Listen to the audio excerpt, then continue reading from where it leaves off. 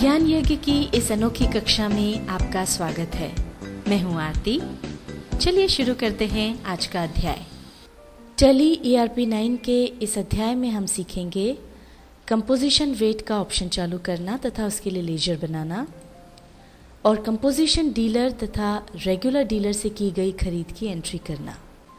Wait के अंतर्गत हम पहले ही समझ चुके हैं कि रजिस्टर्ड डीलर्स 3 प्रकार के होते हैं: रेगुलर डीलर्स, कंपोजिशन डीलर्स और कंपोजिशन टू रेगुलर डीलर्स। इन तीनों में से रेगुलर डीलर और कंपोजिशन टू रेगुलर डीलर हम पहले ही समझ चुके हैं।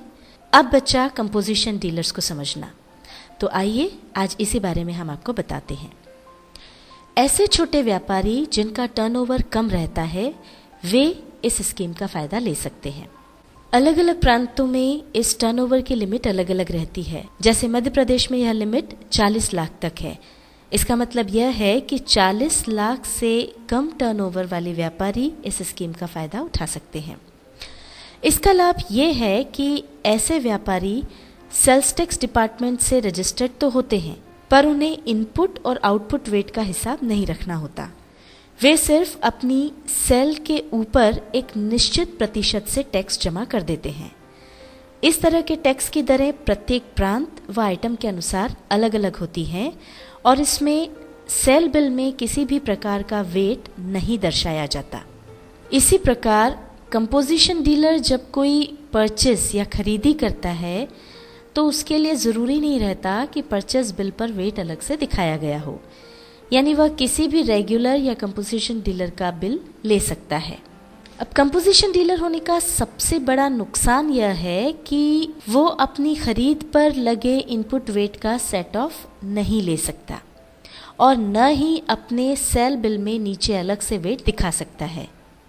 अब चूंकि बिल में नीचे अलग से वेट नहीं दिखाया गया होता है तो कोई भी रेगुलर डीलर बगैर वेट लगा हुआ परचेस का बिल नहीं लेगा, क्योंकि परचेस पर दिए गए वेट का सेट ऑफ उसे लेना होता है।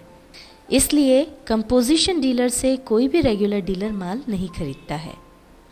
आइए अब हम देखते हैं कि कोई कंपोजिशन डीलर अगर है तो वो किस तरह से टैली में अपना हिसाब किताब रखेगा। इसके लिए पहले उसे एक फीचर ऑन करना होगा और वो फीचर ऑन करने के लिए हम जाएंगे F11 पर। ये कंपनी फीचर्स आ गए हैं। इसमें अब हम जाएंगे स्टैट्यूटरी एंड टैक्सेशन पर। यहाँ पर एक ऑप्शन है एनेबल वैल्यू एडेड टैक्स, इसको हम यस कर देंगे। इसी के नीचे जो दूसरा ऑप्शन है सेट या ऑल्टर वेट डिटेल्स, इसको भी हम यस कर देंगे। अब यहाँ पर पहला जो ऑप्शन है यहाँ पर स्टेट है, तो लिस्ट ऑफ स्टेट्स आ जाएंगे। अब जिस भी स्टेट में आप रजिस्टर्ड हैं उस स्टेट को चुन लें। हम MP में रजिस्टर्ड हैं इसलिए हम MP ले लेंगे। अब टाइप ऑफ डीलर हमको चुनना है, तो चूंकि हम कंपोजिशन डीलर के लिए ये ऑप्शन ऑन कर रहे हैं तो इसलिए हम यहाँ पर चुन लेंगे कंपोजिशन। रजिस्ट्रेशन करने के बाद जो डेट आपको मिलेगी कि कब से आप कंपोजिशन डीलर के रूप में काम कर सकते हैं, वो डेट यहाँ पर आप डाल दें।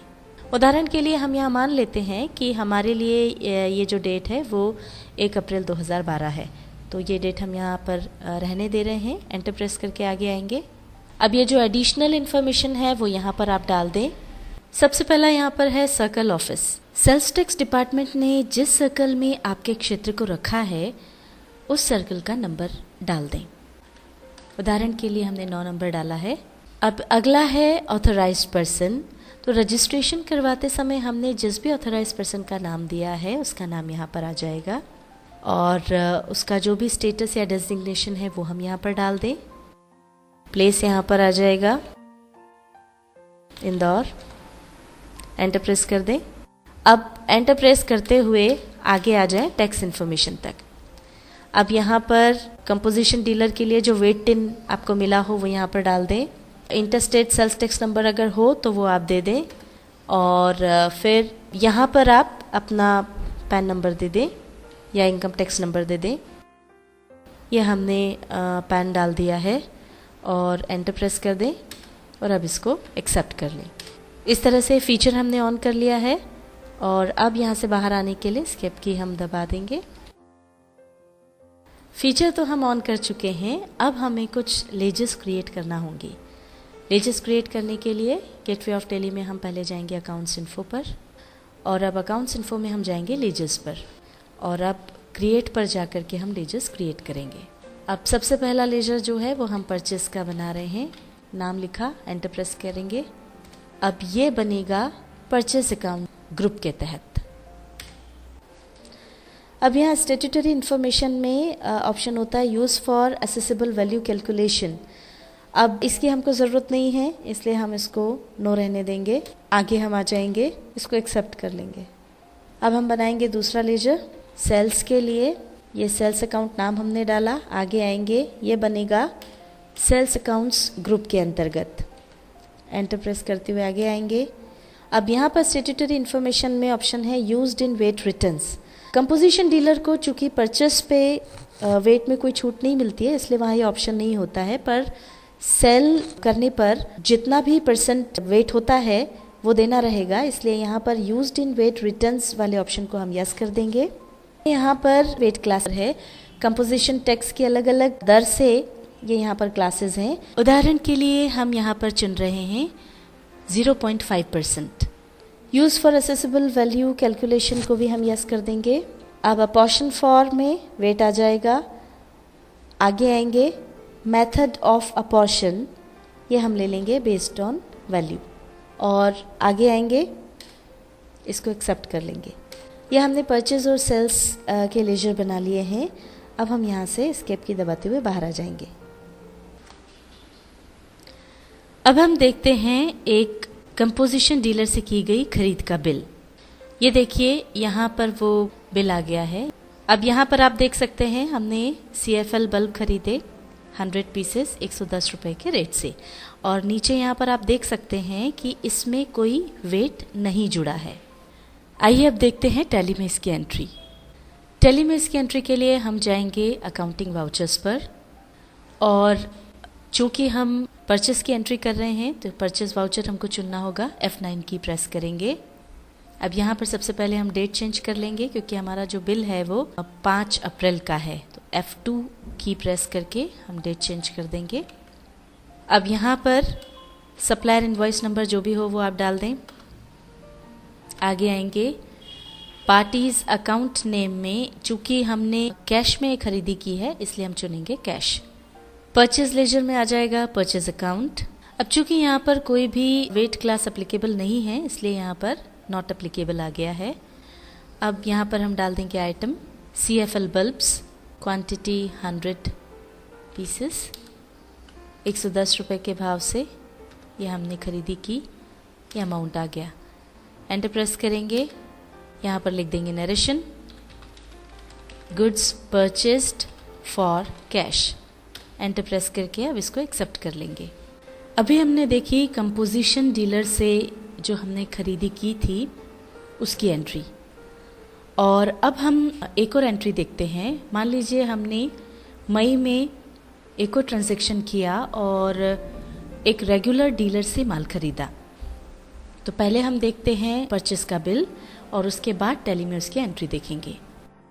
ये देखिए, रेगुलर डीलर से जो हमने माल खरीदा उसका ये बिल है।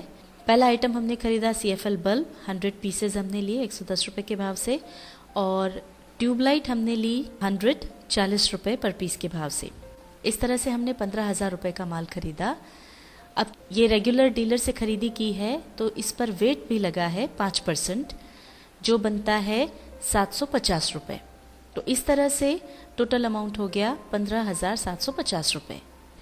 अब जैसा कि हम जानते हैं कंपोजिशन डीलर को परचेस पर दिए गए वेट का कोई सेट ऑफ नहीं मिलता, अर्थात हमने यहाँ जो वेट चुकाया है उसका हमें कोई सेट ऑफ नहीं मिलेगा, वह हमें माल के मूल्य के साथ ही जोड़ना होगा।